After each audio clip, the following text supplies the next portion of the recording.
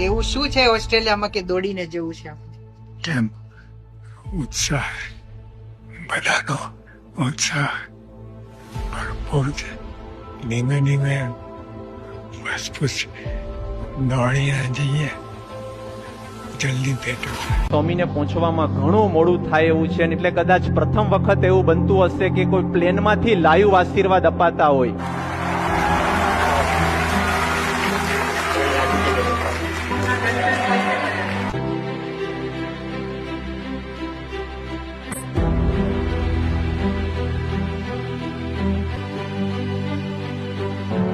પણ આપની કૃપાને કારણે આજે અમે એ પણ દર્શન કરીએ છીએ કે પ્લેનની અંદરથી આપ અત્યારે લાઈવ આશીર્વાદ આપવા માટે કૃપા કરી રહ્યા છો. તો આ વખતે બાપા લગભગ 257 કરતા વધારે હરિભક્તોએ ભગતજી વ્રત કરેલું છે અને આજે 403 હરિભક્તોએ મહંચી વ્રત પૂરું કર્યું છે. એક હરિભગતે સ્વામી પારક વ્રત પૂરું કર્યું છે, 12 દિવસના નિર્જળ ઉપવાસ પૂરા કર્યા છે. એક હરિભગત છે એમણે સ્વામી 7 દિવસ ફક્ત પ્રવાહી અને ત્યાર પછીના 5 દિવસ છે મહંચી વ્રત એટલે નિર્જળા ઉપવાસ કર્યા છે. એક હરિભગતે શરૂઆતના 7 દિવસ નિર્જળા અને 5 દિવસ પ્રવાહી, એટલે આવી રીતે સ્વામી ખૂબ આકરું તપ, કેવળ આપણી પ્રસન્નતા માટે પણ છતાં પધારો છો એની સામે તો આ કંઈ જ ન કહેવાય. એટલે આપ કૃપા કરીને અમને બધાને આશીર્વાદ આપો.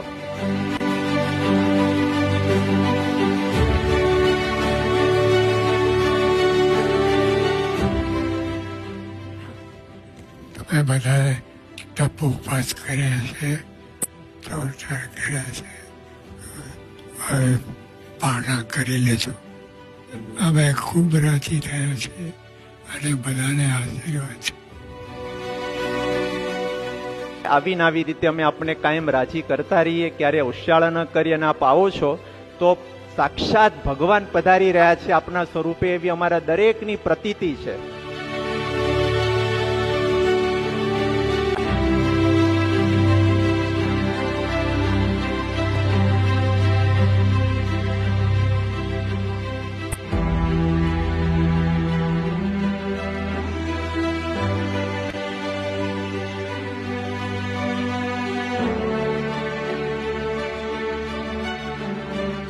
બાપા બધાને આશીર્વાદ આપી દો. યોગી બાપા આપતા તેવી રીતે આશીર્વાદ આપો.